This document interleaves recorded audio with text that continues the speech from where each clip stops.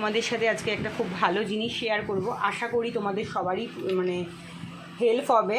তো বিষয়টা হয়েছে, এই যে ঠাকুরের গয়নাগুলো দেখতে পাচ্ছ না, এই গয়নাগুলো হচ্ছে কালো হয়ে গেছে। দেখো বেশ কালো লাগছে, দেখে মনে হচ্ছে যেন অনেক বছরের, কিন্তু অনেক বছরের নয়, এটা কিন্তু কত বছর পুজোর সময় বানানো হয়েছে। আর আমার মনে হয় রূপোটা খুব একটা ভালো না পড়াতে, মানে ভালো না দেওয়াতে হয়তো রূপোটা কালো হয়ে গেছে।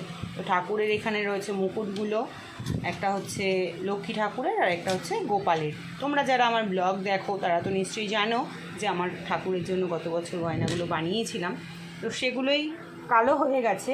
আর আগামীকাল হচ্ছে বৃহস্পতিবার, তো ভাবলাম যে গয়নাগুলো একটু পরিষ্কার করা যাক। গয়নাগুলো খুলেছি অনেক দিনই হয়েছে, কিন্তু আর পরিষ্কার করা হয়নি, তো সেটাই এখন পরিষ্কার করব। কি দিয়ে পরিষ্কার করছি তো চলো দেখা যাক, তোমাদের সাথে সবটাই শেয়ার করব, আর পুরোটাই দেখো যে কী করে চকচকে করি। চলো, নিয়েছি হচ্ছে কলগেট, আর এখানে নিয়েছি হচ্ছে একটা ব্রাশ। তো আমি তো রূপোর গয়নাগুলো ঠাকুরের কখনো পরিষ্কার করতে হয়নি, এই ফার্স্ট টাইম করব, যার জন্য আমি একটা নতুন ব্রাশ মানে নিয়েছি ঠাকুরের জন্য। কারণ দাঁত মাজার ব্রাশ দিয়ে, মানে দাঁত মাজার যে বাতিল ব্রাশ সেটা দিয়ে ঠাকুরের জিনিসগুলো পরিষ্কার করব, এটা ঠিক আমার মানে মন চাইলো না, যার জন্য আমি একটা নতুন ছোট্ট ব্রাশ ভেঙে নিয়েছি। তো এবার আমি এখানটায় দেখো তোমাদের দেখায় জাস্ট একটু পেস্ট লাগালাম, পুরোটাই কিন্তু তোমাদের সামনেই করছি।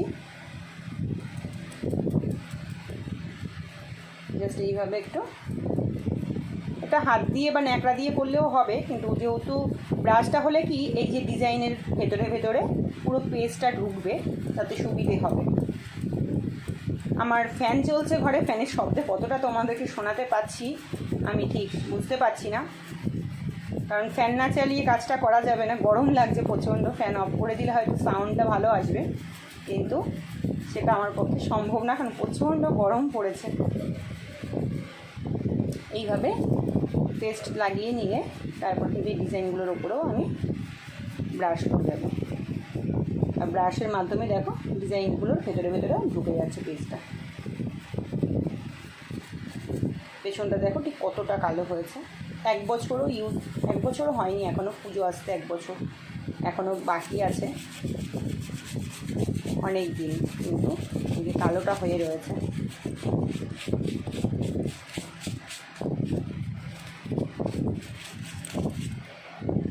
আর এই যে অল্প অল্প করে আমি ব্রাশের মধ্যে জল লাগিয়ে নিচ্ছি, নিয়ে এইভাবে লাগিয়ে একটু ব্রাশ করে নিচ্ছি।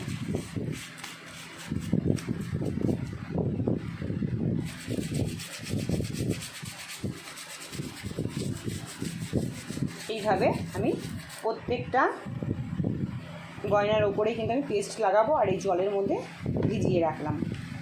তারপর আমি আবার একটু পেস্ট নিয়ে নিলাম, নিয়ে তারপরে এটার ওপরে দেবো।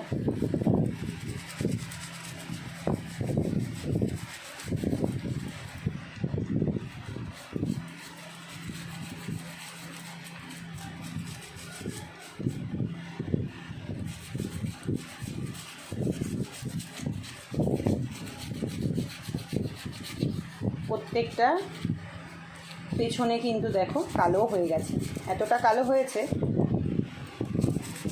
আমি যখন বানিয়েছিলাম বলেছিল রূপোটা ভালো দেব, কিন্তু আমার মনে হচ্ছে রূপোটা ভালো দেয়নি, যার জন্য এরকম কালো হয়ে গেছে।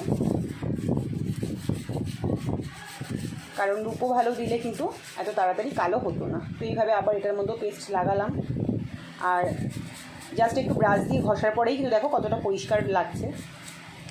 দেখো চকচক চকচক করছে। একটু যদি আমি ওয়েট করি আমার মনে হয় একটু বেশি পরিষ্কার হবে।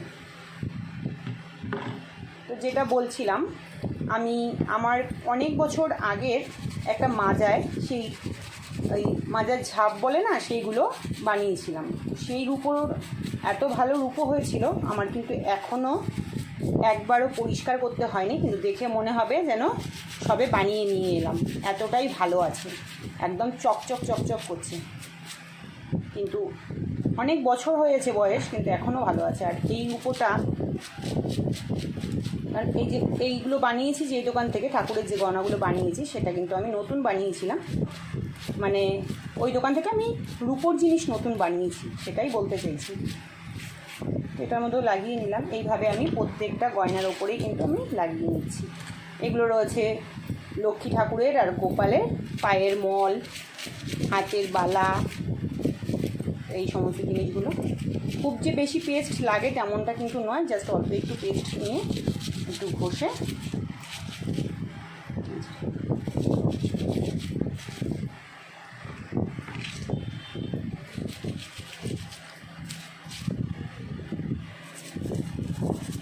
আর এগুলো রয়েছে লক্ষ্মী ঠাকুরের হাতে বালা, বালা না চূড়।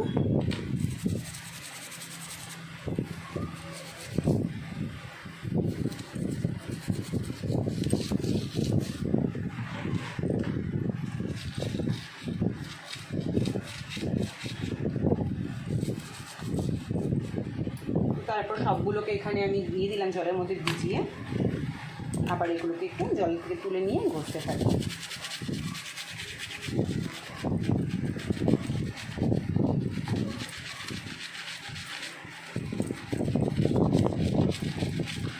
তারপর একটু একটু করে জল দিয়ে দিয়ে আমি এইভাবে পরিষ্কার করে নিচ্ছি।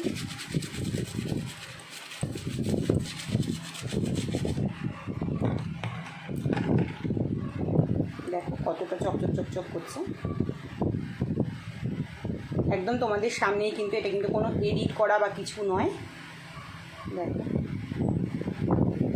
দেখতে পেলে? তো এইভাবেই আমি প্রত্যেকটা গয়নাকে একটু ব্রাশ করে নেব।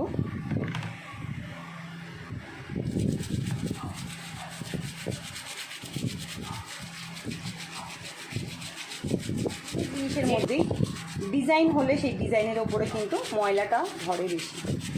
যত সিম্পল ডিজাইন হবে তত ভালো, কিন্তু সব ক্ষেত্রে তো আর সিম্পল ডিজাইন করা যায় না।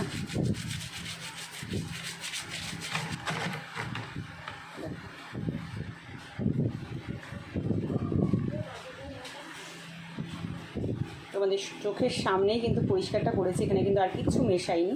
জাস্ট তোমরাও এইভাবে পরিষ্কার করে নেবে, দেখবে ঠাকুরের জিনিসগুলো, ঠাকুরের জিনিস বা রূপোর যে কোনো জিনিসই পরিষ্কার করা যাবে। তো চলো বাকিগুলোকেও আমি একটু এইভাবেই ঘষে নেব। এরপরে দেখো আমি ধুয়ে নিয়ে এসেছি, আর ধুয়ে নিয়ে আসার পরে ঠিক এইরকম লাগছে। দেখো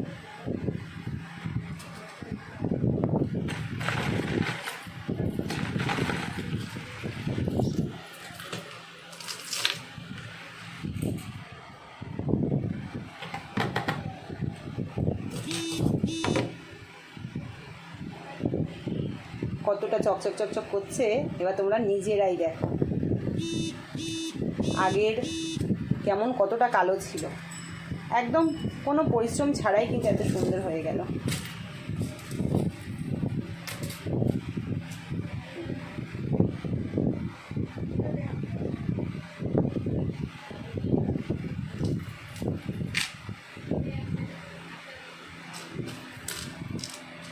আমার লক্ষ্মীর, গোপালের, সবার জন্য একদম চকচক চকচক করে তুললাম। ফাইনালি ধুয়ে পরিষ্কার করে নিয়েছি, আর ঠিক এইরকম হয়েছে। কতটা পরিষ্কার হয়েছে তোমরা জানিও। আর তোমরাও যদি তোমাদের ঠাকুরের গয়নাগুলো পরিষ্কার করতে চাও, এইভাবেই পরিষ্কার করো, দেখবে ইজি আর সহজ পদ্ধতিতে তোমাদেরকে রূপোর জিনিস কীভাবে পরিষ্কার করতে হয় সেটা তোমাদেরকে শেয়ার করে দিলাম। তোমরাও এইভাবে করো, দেখবে তোমাদের ঠাকুর ঘর বা যে কোনো রূপোর জিনিস একদম ঝাঁ চকচকে হয়ে উঠবে, এইভাবে নতুনের মতো হয়ে যাবে ব্যাপারটা। চলো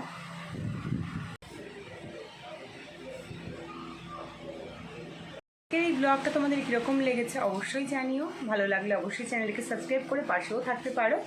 ভালো থেকো তোমরা সবাই, সুস্থ থেকো। দেখা হচ্ছে আবার নেক্সট অন্য কোনো ব্লগের সাথে। ততক্ষণ সবাই খুব খুব খুব ভালো থেকো, আর আমার ভিডিও দেখতে থেকো, সাবধানে থেকো। টাটা।